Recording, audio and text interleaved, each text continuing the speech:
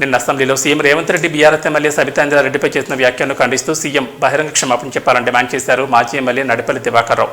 BRS నేతలు CM దిష్టిబొమ్మ దానం చేసి జిల్లా కేంద్రంలోని ఓవర్ బ్రిడ్జ్ వద్ద రాస్తారోకో చేపట్టారు. ఈ సందర్భంగా మాజీ ఎమ్మెల్యే నడిపల్లి దివాకర్ రావు మాట్లాడుతూ నిన్న అసెంబ్లీలో సబితా రెడ్డిపై చేసిన వ్యాఖ్యలకు సీఎం బహిరంగ క్షమాపణ చెప్పాలని డిమాండ్ చేశారు. తమిళనాడులో జయలలితను అవమానించిన ప్రభుత్వానికి ఎలాంటి గతి పట్టిందో మీకు అలాంటి గతే పడుతుందన్నారు.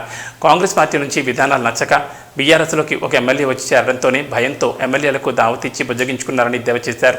ప్రజా సమస్యలు గాలి కుదిలేసి మందవారం చూసుకుని ఇష్టం వచ్చినట్లు వ్యవహరిస్తే ప్రజలు తగిన గుణపాఠం చెప్తారని ప్రభుత్వాన్ని హెచ్చరించారు. మన ఆడబిడ్డల అసెంబ్లీ అంటే దేశానికి రాష్ట్రానికి దిక్సూచి. అలాంటి అసెంబ్లీలో కేటీఆర్ గారు బడ్జెట్ సందర్భంలో మాట్లాడుతున్న సందర్భంలో ముఖ్యమంత్రి గారు విచ్చేసి కేటీఆర్ మాట్లాడుతున్న భాష ఇలా తెలంగాణ ఘటన పుట్టిన బిడ్డలందరికీ ఒక మంచి సమాచారం ఇచ్చేదిగా మాట్లాడుతుంటే దాన్ని తట్టుకోలేక ముఖ్యమంత్రి గారు మాట్లాడుతూ మీ వెనుక ఉన్న మా వెనుకున్న అక్కల్ని మీరు నమ్మకండి. ఆ అక్కల్ని నమ్మితే జూబ్లీ బస్ స్టాండ్లో మీరు కూల్చవలసి వస్తున్న మాట మాట్లాడారు ముఖ్యమంత్రి గారు. ఆడవాళ్ళని అవమానించారు ముఖ్యమంత్రి గారు. ముఖ్యమంత్రి గారు బేషరతుగా క్షమాపణ చెప్పాలి. ఒక సందర్భంలో మన భారతంలో ఒక మహిళా తల్లిని ద్రౌపది గారిని అవమానిస్తే ఏమైంది భారతంలో ఏమైంది? అవమానించిన వాళ్ళు నామరూపం లేకుండా పోతారు.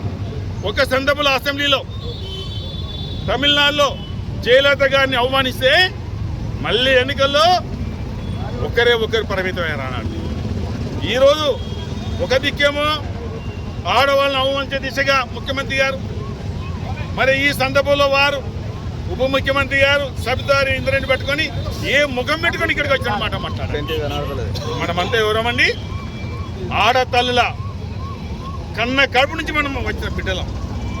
ఏ తల్లి అయితే మన కన్ని పెంచదో ఆ తల్లినే మనం విమర్శిస్తే ఆ తల్లిని ఏ ముఖం పెట్టుకుని వచ్చిందంటే సమాజం ఎటుపోతుంది. ముఖ్యమంత్రి గారు ఎటుదికి మీకు ప్రయాణిస్తున్నారు.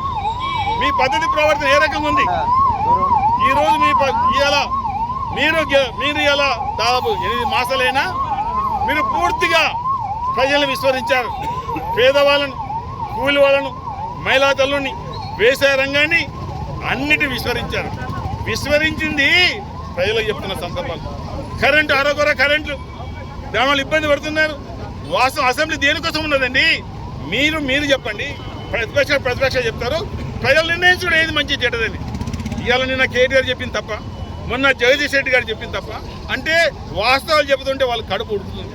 దాన్ని ఎదుర్కొనే దిశగా తప్పుడు సమాచారం ఇచ్చి వ్యక్తిగతంగా దూషించే దిశగా ఇది సరైన పద్ధతి కాదు. ఈరోజు మందబలం ఉండదని మీరు చేస్తే ఈ మందబలం పనిచేయదు. మీరు మొన్న 5 ఎమ్మెల్యేలు మొన్న ఎన్నికల ముందు మీరు ప్రభుత్వాన్ని పాలించారు, ప్రభుత్వం వచ్చారు. రేపు ఇవాళ మన దగ్గర కొంతమంది వేయారు. ఒక వ్యక్తి తిరిగి వచ్చాడు, ఇంకా వాళ్ళ 18 ఇంకా తిరిగి వచ్చారు.